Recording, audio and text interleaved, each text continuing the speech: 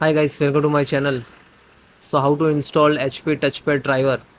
So first open any browser and type your model number and then type download driver. Okay, then you can see this is first link. Open it. Then this is your laptop and scroll down.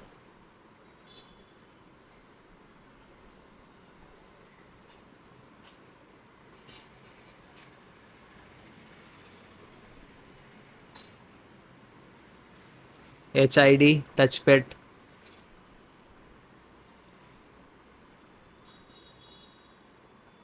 So this is your touchpad driver and click to download. After that it will start. Then single click to open it. Then click to next. I accept. Next.